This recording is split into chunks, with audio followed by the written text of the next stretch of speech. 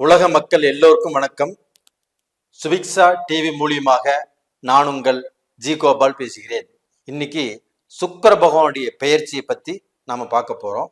இந்த சுக்கிர பகவான் ஆப்பட்டது மிதுன ராசியிலிருந்து கடக ராசிக்கு பெயர்ச்சி ஆகிறார் ஜூலை 7ஆம் தேதி. இப்படி பெயர்ச்சி ஆகக்கூடிய சுக்கிர பகவான் சிம்ம ராசிக்காரங்களுக்கு எந்த விதமான பலனை கொடுக்கவிருக்கிறார் அப்படிங்கிறது தான் இந்த பதிவில் பார்க்க போறீங்க. நேயர்களே, இந்த வீடியோவை நீங்க பாருங்க, ரொம்ப முக்கியமான பதிவு. இதுல உங்களுக்கு தேவைப்பட்ட நிறைய விஷயங்கள் இருக்குது, நீங்க பார்த்து பலன் பெறுங்கள். அது போக உங்களுடைய ராசிக்கு நான் நிறைய பதிவுகள் போட்டிருக்கிறேன், நீங்க எல்லாரும் பார்க்குறீங்க, லைக் பண்றீங்க, சப்ஸ்கிரைப் பண்றீங்க. உங்க எல்லாத்துக்குமே என்னுடைய மனமார்ந்த நன்றிகள்.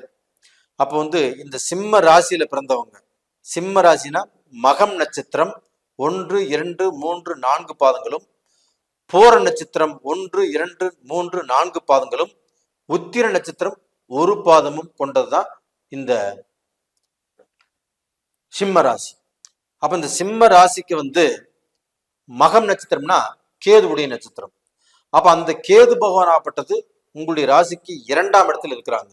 அப்ப அந்த கேதுவுடைய நட்சத்திரத்துல பிறந்தவங்களுக்கு இந்த சுக்கிர பகவானுடைய அனுகிரகம் எப்படி இருக்கும் அப்படின்னா, கண்டிப்பாக உங்களுக்கு நல்லா இருக்கும். எப்படின்னா, அந்த கேது பகவானை 5ஆம் பார்வையாக குரு பகவான் ரிஷபத்திலிருந்து பார்க்கிறாங்க.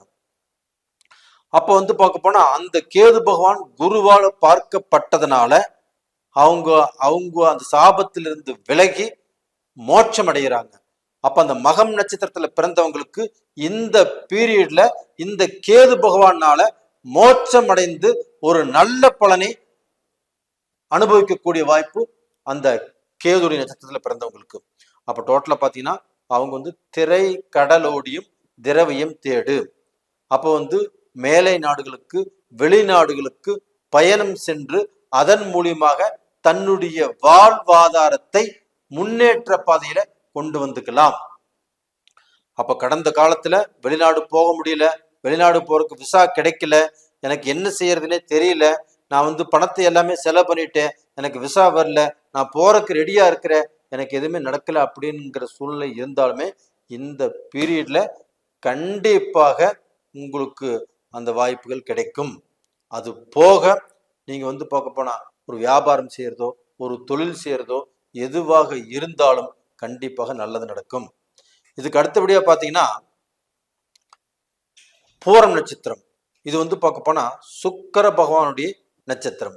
அந்த சுக்கிர பகவான் ஆப்பட்டது சிம்ம ராசிக்கு 12ஆம் இடத்துல பெயர்ச்சியை இருக்கிறாங்க. அப்ப அந்த சுக்கிர பகவான் ஆப்பட்டது பெயர்ச்சி இருக்கிறதுனால அந்த 12ஆம் இடத்துல அந்த சந்திர பகவானுடைய வீட்டுல சுக்கிர பகவான் இருக்கிறதுனால சிம்ம ராசிக்காரங்களுக்கு கண்டிப்பாக இந்த டயத்துல கொஞ்சம் விரயத்தை பார்க்க வேண்டிய டைம். ஒருத்தரை நம்பினாலும் ஏமாந்து போக வேண்டிய டைம். ஒருத்தரை நம்பி ஒரு காரியம் செய்யலான்னு நீங்க காத்துட்டு இருந்தீங்கன்னா காத்துட்டே இருக்க வேண்டியதுதான், கண்டிப்பாக செய்வதற்கு விடாது. அப்படி அவர்களை நம்பி அந்த காரியம் செய்வதற்குண்டான சூழ்நிலைகள் உங்களுக்கு அமைந்தாலும் அந்த காரியத்தினால உங்களுக்கு சந்தோஷமோ இல்ல லாபமோ ஒரு வெற்றியோ கண்டிப்பாக கிடைப்பதற்கு வாய்ப்பு இல்லை. அப்ப டோட்டலா பாத்தீங்கன்னா இப்போ அந்த பூரம் நட்சத்திரத்துல பிறந்தவங்களாப்பட்டது கொஞ்சம் ஜாக்கிரதையாக இருங்க, கொஞ்சம் நிதானமாக இருங்க. எல்லாத்தையுமே நம்பி எல்லா விஷயத்திலுமே நீங்க இறங்காதீங்க. அப்ப இந்த காலகட்டத்துல உங்களை சுத்தி இருக்கிறவங்க, அது சொந்த பந்தமாகட்டும், நட்பு கூட்டமாகட்டும், இல்ல புதுசா பழகிற இடமாகட்டும், இவங்களை யாரையுமே நம்பி அடுத்து உங்களுடைய சப்போர்ட் மூலியமாக கண்டிப்பாக நீங்க களத்துல இறங்க வேண்டாம். இது போக பாத்தீங்கன்னா உத்திர நட்சத்திரம். இது சூரிய பகவானுடைய நட்சத்திரம். அப்ப அந்த சூரிய பகவானும் உங்களுக்கு 12ஆம் இடத்துல இருக்கிறாங்க. அங்க புதனும் இருக்கிறாங்க, அங்க இந்த சுக்கிர பகவானும் இருக்கிறாங்க. அப்ப இந்த 3 கிரகங்கள் கூட்டணியால் அந்த சூரிய பகவான் இருக்கிறதுனால கண்டிப்பாக சிம்ம ராசிக்காரங்கள் அந்த சூரியனுடைய அனுகிரகத்துல கண்டிப்பாக நல்லா இருப்பாங்க. அந்த சுக்கிர பகவானும் அந்த சூரியனுடைய அனுகிரகத்தினால கண்டிப்பாக நல்ல நிலைமைக்கு வரக்கூடிய வாய்ப்புகள் இருக்குது. அப்ப அந்த சுக்கிர பகவானுடைய பார்வையாகப்பட்டது உங்களுடைய ராசிக்கு கண்டிப்பாக 6ஆம் இடத்தை பார்க்கறாங்க. அப்ப அந்த 6ஆம் இடம் என்பது உங்களுடைய கடன்.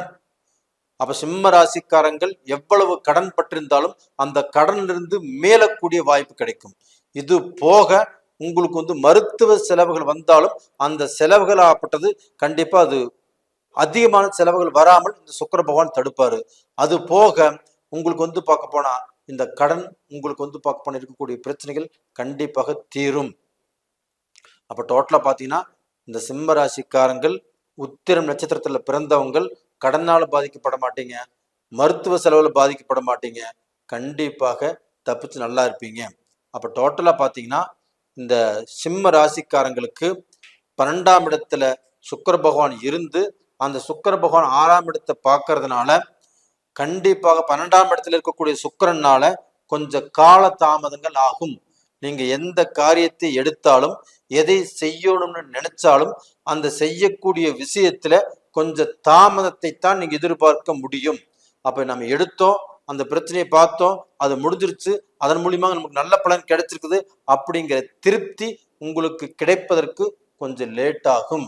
அப்ப சிம்ம ராசிக்காரங்கள் இப்போ அரசியல்ல நீங்க இருந்தாலும் சரி, கவர்மெண்ட் சம்பந்தப்பட்ட தொழில இருந்தாலும் சரி, நீங்க பிரைவேட்ல ஹையர் போஸ்டிங்ல இருந்தாலும் சரி, உங்களுடைய வேலையை நீங்க இருக்கக்கூடிய சீட்டை நீங்க பத்திரமாக காப்பாற்றி கொள்வது இந்த பீரியடில் ரொம்ப ரொம்ப அவசியம்.